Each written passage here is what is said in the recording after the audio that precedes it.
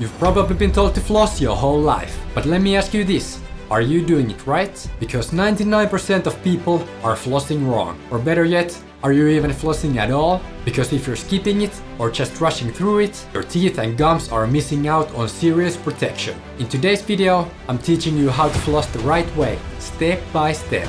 I'll also reveal the biggest mistakes people make and how fixing them can literally save your teeth. Stick with me, and by the end, you'll floss like a pro and never second guess yourself again. If you're only brushing your teeth, thinking that's enough, I've got news for you.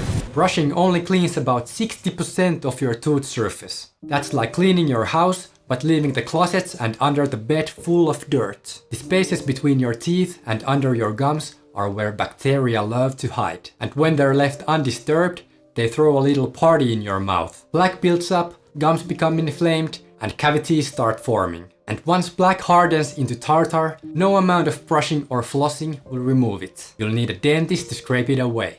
Here's a visual for you. Imagine plaque as wet cement. If you remove it quickly, no problem. But if you let it sit, it hardens into concrete. And flossing? It's your tool for clearing the cement before it sets. Before I show you the right flossing technique, let's talk about what kind of floss you should use. If you've ever walked down the dental aisle, you've seen so many options. Waxed, unwaxed, floss picks, water flossers. What do you even choose? Let me break it down. Traditional floss is the golden standard. Waxed floss slides easier between tight teeth, while unwaxed gives you that squeaky clean feeling. Floss picks are super convenient, but they don't wrap around your teeth properly like real floss. So use them as a backup, not your main tool. Water flossers are great for braces, implants, or if flossing is difficult for you. It's like pressure washing your teeth. If you have braces or bridges, you need super floss to clean around them properly. Here's my advice. If you're a beginner, start with traditional floss to learn the proper technique. Then,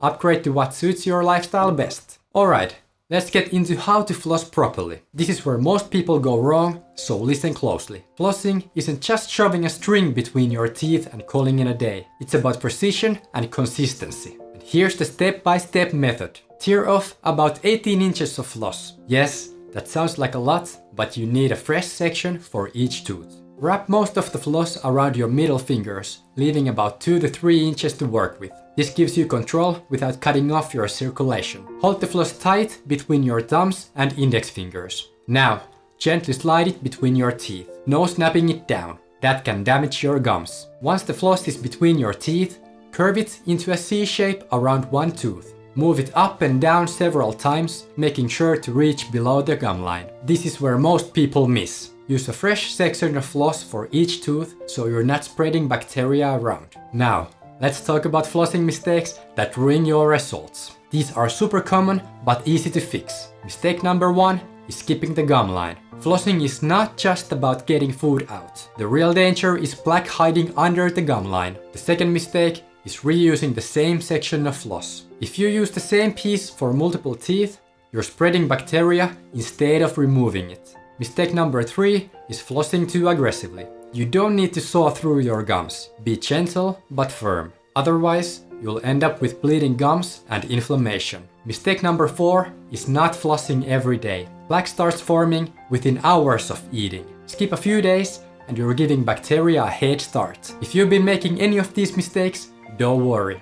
You're not alone. But now you know better, so you can do better. If you have braces, bridges, or implants, flossing can be a pain, but it's even more important for you. Here's how to make it easier. Use super floss or a floss threader. It helps you thread the floss under the wire. Try a water flosser. It's a game changer if flossing feels impossible. Be patient. It might take longer, but your future self will thank you. Here's a bonus tip. Floss at night. When you sleep, your saliva production slows down. This means bacteria have a free pass to multiply overnight. If you floss before bed, you're cleaning everything out before it has a chance to cause damage. Make flossing the last thing you do before sleeping and you'll wake up with healthier gums and fresher breath. If this video helped you, hit that like button so more people can learn the right way to floss. And if you want to take your oral care to the next level, check out my video on how to never get cavities again. It's packed with tips that work perfectly with flossing to keep your smile healthy for life. Click here to watch it now.